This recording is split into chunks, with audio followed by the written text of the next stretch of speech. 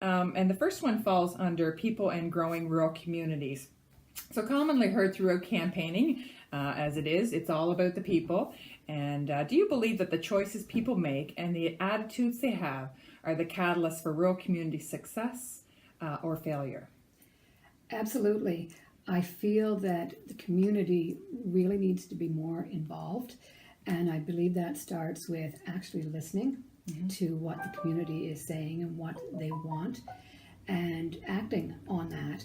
And I feel that if the community is more involved in the decision making, that it will impact what's happening in our community. I would agree. Questions. Do you have any plans for rural development growth in our region or in your For district? rural development growth, to start off with, raising the exemption to 12,000 Okay. would be a big help.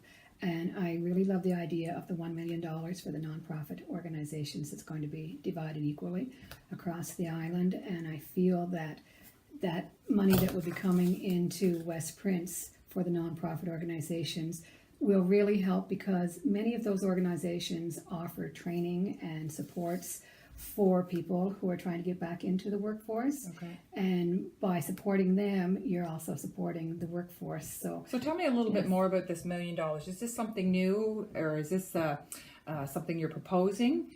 Is this fall under any other thing as far as the social enterprise network? no, it's not Okay. under the Social Enterprise Network. It's $1 million for nonprofit organizations. Okay.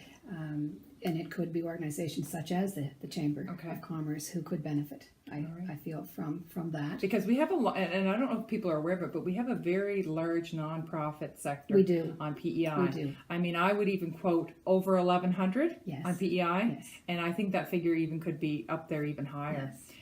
So I'm very surprised, by the number of nonprofits. The only thing I worry about with a nonprofit too is there's so many of them, and they do have access to a lot of government funding where the private sector does not. So, for example, you may have a building in a community that's run by a nonprofit, and they can access, say 50% funding through some of the different programs that are out there. And where a private sector cannot access that money. Do you see them as being competition to the private sector? I think that they can work very well together. Yeah. The nonprofit sector is there for the community as a whole. They're not there to increase their own revenue. So they're there to support the businesses in the community. So I see them working very well together. And you had mentioned, I believe, social enterprise. Yes. And I feel that that's hand in hand with the nonprofit and the employers that are in the community. How can they work more together? That's right. To secure employment for everyone? And I feel that the nonprofits really attract people to them that need the help and need the supports, who may not get that job if they went directly to the employer, or the employer may not see, the benefits of hiring. So they can work hand in hand together. You think there's a lot more flexibility I there? really do. Yes. Yes. I enjoy working for a nonprofit. I've done it most of my Yes. life, other than being in the private sector. I ran my own business, but I feel that there is a lot more freedom and flexibility. But it is a challenge working with a board, and those are some of the challenge I feel that the Yes. nonprofits need to be educated in our area. Yes, and absolutely. we did have an opportunity to do some training through Holland College, so I hope that there will be some kind of regulations based around nonprofits as far as keeping their board trained and an understanding of all that Yes. governance, because along with that becomes, can be a failure too in communities when you Yes. have those number of nonprofits and they're not succeeding, or they're staying stagnant over the years, right? Absolutely. And I feel that the general public needs to be more educated on the nonprofits as well, that it's not a competition, and that needs to be put out there so that more. Spring yet. So what are you hearing from some of the houses? What are you hearing from people? What's kind of the top priorities that they're concerned about? Well, the biggies, of course, as they always have been for years now, is healthcare. It's the concerns around there. We've also got concerns around education as well. There's a definite concern with a lot of families of how the education is going to go with their school age children. I mean, there's concerns around buses length, teacher staff, EAs. and just making sure that their children have the best education possible. So that's been a really big one for families, Okay. along with simple transportation concerns as well, whether it be through plowing, access to proper transportation around the vehicles that they can even use, Okay. along with well, the Yeah. conditions of the road. Of course. That leads into our first question, so we'll talk about that, transportation and environment. What are your party's plans to improve and invest in public transit infrastructure, recognizing that we are striving for a reduction in greenhouse gas emissions? Well, for sure. Like public transportation is fundamental to reducing our greenhouse gases, as carpooling has done. Um, I know that we are very committed in the cities as well to improve transportation where some already exist. Mhm. What I personally would like to see out in rural PEI is the ability to have almost something modeled on what the train had used to do before. Inner city connections Mhm. for people to be able to not only commute, but be able to move community to community for social purposes, I agree. business purposes. And I mean, we'll never get the So, train back. Yeah. Commonly heard throughout your campaigning for most candidates is, it's all about the people. And so do you believe that the choices that people make and the attitudes they have are the catalysts for rural community success or failure? Fundamentally, yes, completely. Our rural residents are what makes the island itself. I mean, without our people, we don't have PEI. It's just that simple. And so, with that, having the decisions that people make in rural communities directly affects how our rural communities grow, from where they want to live and where they want to set up their businesses, or if they want to set up their businesses. So that these all massively affect rural PEI, and we're not that large of an area. Yeah. So I mean, even the smallest of choices can majorly affect somebody. Somebody opens up a small business that attracts another small business. These are domino effects that can be Right. positive. Education, attracting new people and retaining our youth is very important. We have a great state-of-the-art building in Alberton, or Holland College, that is very underutilized. And I realize you're kind of at the end of District 25, kind of closer to Summerside, but how do you think government could help identify trades programs and new business technology that would attract our skilled labor shortage? Well, I think it's definitely a communications ideal that will help that along. I mean, I think a perfect example of a school that has worked well with the government along with trades and trade organizations has been SAIT in Alberta. You said school working with government. Yes, Yes. of course. I Yes. mean, it's all about communication, regardless of what the situation is. Open communication helps all relationships, whether it be business to business, business to government, schools to government. It all There needs has to been be too too much much I of the feel- standardized test driving. That seems to be the whole. You go to school, you do these tests. Oh, you got an A, you go into university. Yeah. But there are so many more careers out there, from the hands-on careers, farming, welding, carpentry, that are incredibly rewarding careers. I'm good friends with a carpenter who could never see himself doing anything else. Mhm. And that is just a fantastic attitude to have. And Even I mean, more so mentoring opportunities. Do you see things like exactly. that? I mean, and businesses can take that lead and provide those exploration opportunities for students to be able to see what these opportunities Do you are. think there would very good? So that'll bring us down to in PEI there are 4 new government-owned and retail locations for cannabis sales. Mhm. So several cannabis companies and business groups are applauding the Ontario government's new plan to add private retailers to its plans for the sale of recreational pot in the province. Do you think that our current government here in PEI should have let the private sector in on selling cannabis? Personally, and this is my own personal feelings, Mhm. I do personally like crown corporations around controlled substances. That's been my personal feelings on that side of things. But the important part of it must be that the government's kept at arm's length at the same time. I'd like to see it basically functioning more along the lines of Canada Post. In all of its practices is practically a private corporation, Yeah. although under government oversight. That's my personal preference on that side of things. I know how Ontario's gone. I know how Alberta's gone. I also know how BC's gone as well. And I'm a little fuzzy on the prairies themselves. But personally, I do agree with having government control per se. I don't want to shy away from that word because Yeah. I would rather it be a crown corporation at arm's length. That's the big one. All right. So last question today will be on, would you like to share your brief thoughts on the MMP and how you will vote and or advise the public who's unsure of how to vote?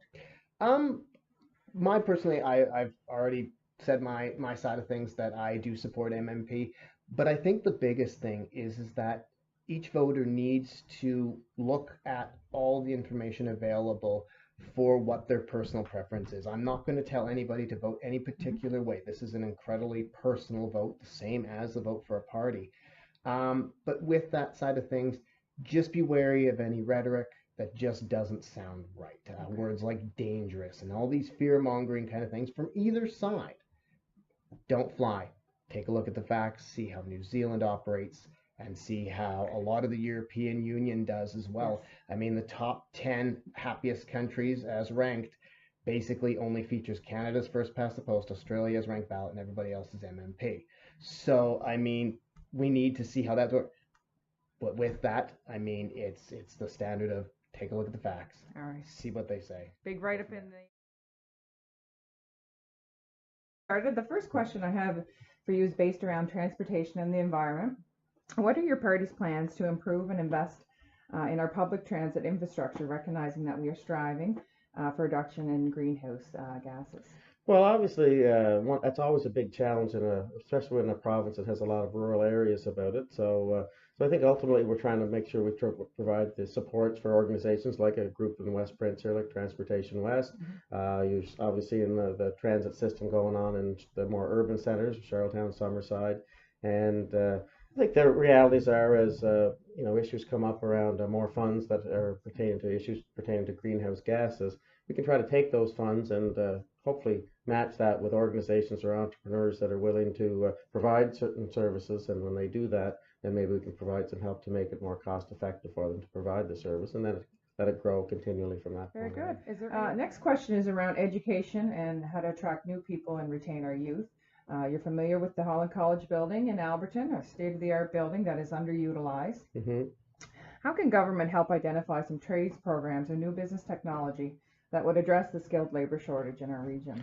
Well, on that particular issue, obviously I was a former youth employment counselor in the area here for 13 years in Western PEI. It's really about trying initiatives, coming up with creative ideas, engaging with organizations like the Chamber of Commerce or like any industry association, and trying to see where the needs would be, and then try to put together programs and courses that can justify that. So that'll lead into my second question.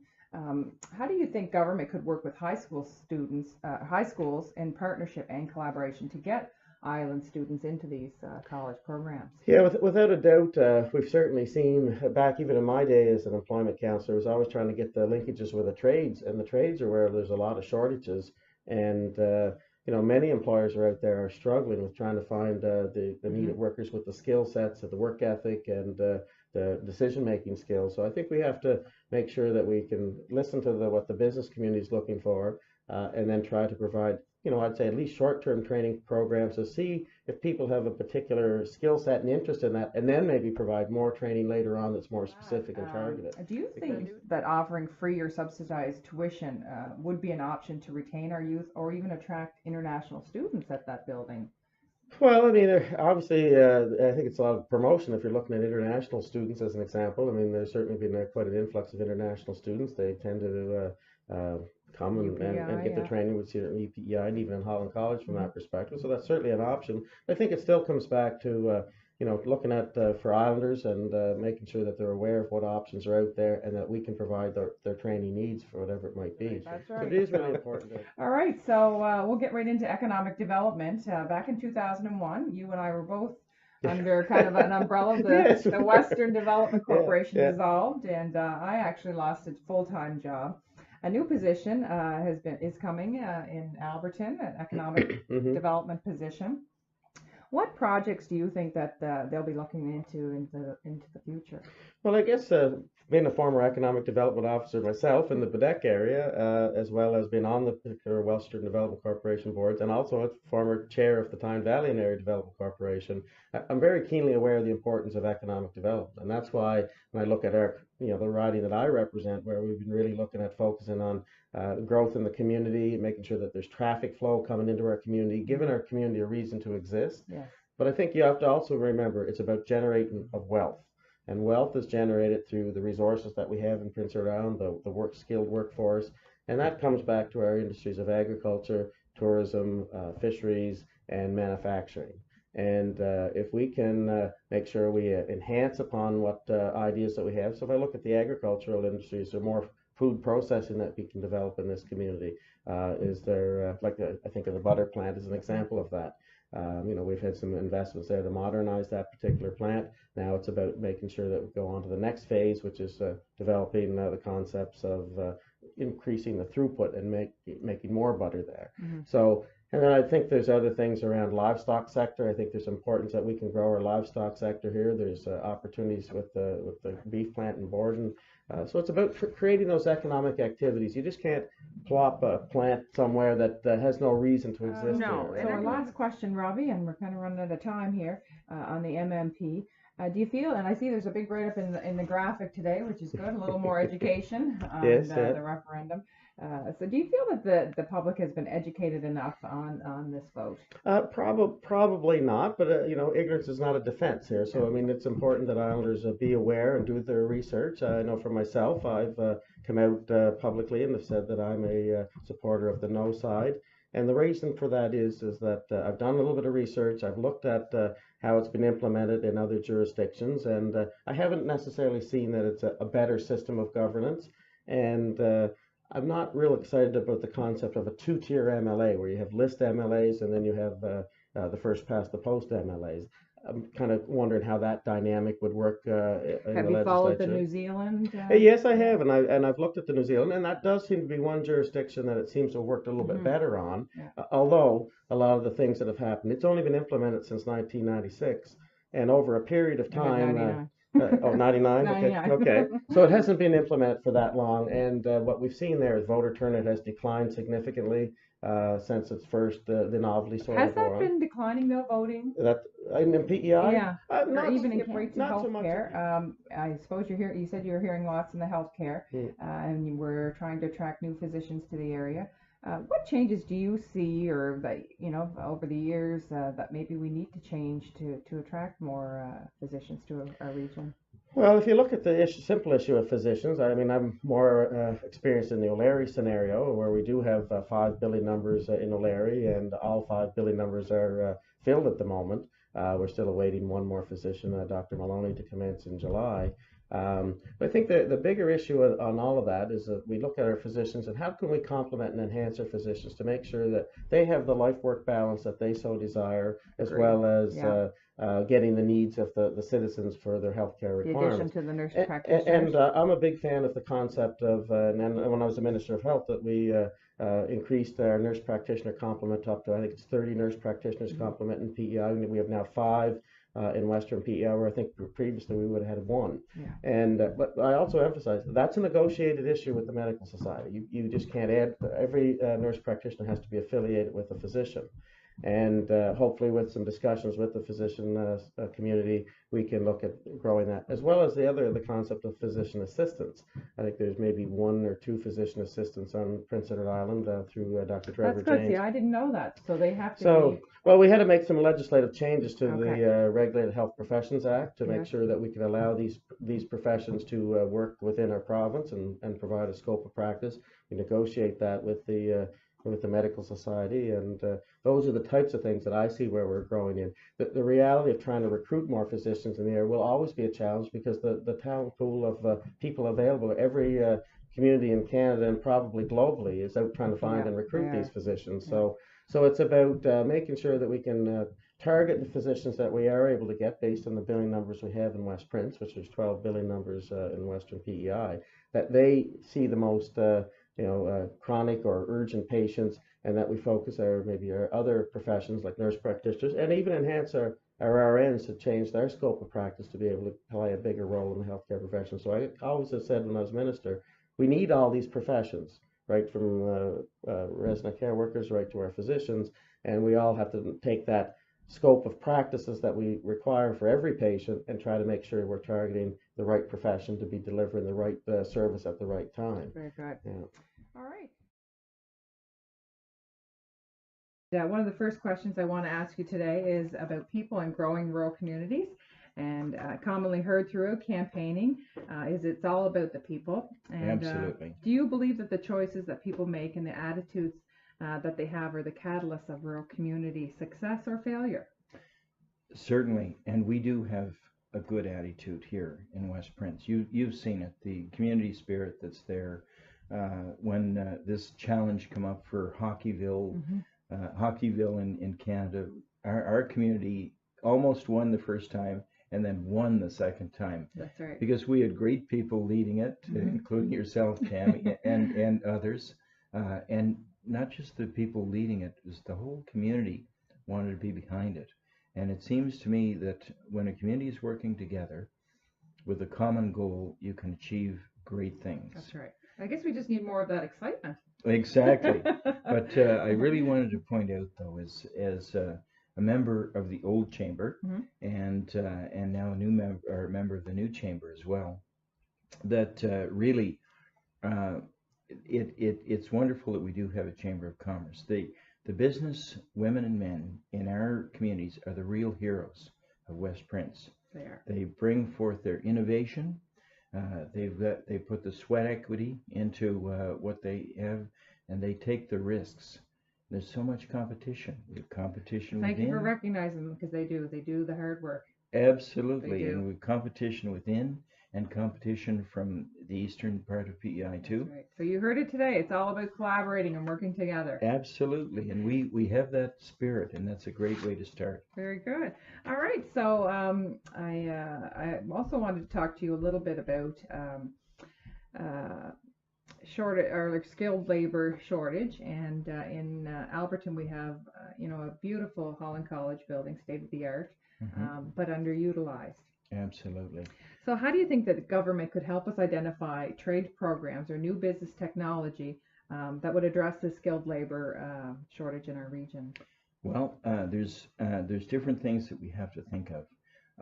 One, we want people to come to the Holland College that we have here in West Prince. It's a great facility. We want to make sure that there's appropriate housing available for them. Yes. To live and work in the area. We need to have internet in West Prince in a serious way, and it has to be at an affordable cost. And I think that we've been hurt over the years. A lot of money poured into one company, Bell Alliant, but really, I think They've had the opportunity to do it and it hasn't been done. They've failed over and over and over, and to put good money out after bad. Really, we have a lot of entrepreneurs across the province. That's Some right. are involved in the internet business, and we should allow them access. I believe so. Talking about you did mention the housing option. Another thing we had thought about would you ever consider offering free or subsidized tuition to retain our youth or attract international students? I think that would be a great way to do it. And we need to be publicizing it a bit more. They're having success at the University of Prince Edward Island in getting foreign students, and one advantage of the foreign students coming in, especially from the more wealthy parts, they're actually paying higher tuitions, and that's helping the university operate. Okay. And if we opened up or broadened our scope in terms of students that we brought in, some of the foreign students might be paying a higher fee, but we could make sure that fee is making accessible for island students to get in there. And then if we give them the supports they need, they'll be educated in the area. And people tend to work. They like to work where they've been educated. And if you have more people educated in this area, they're more apt to stay They're here more apt to and stay. live here. Yeah, I agree. Very good. Certainly. Thank you for that. So do you think that Yeah. business organizations like the Chamber, now that we're talking about the Chamber, should have some form of sustained funding to do what we do?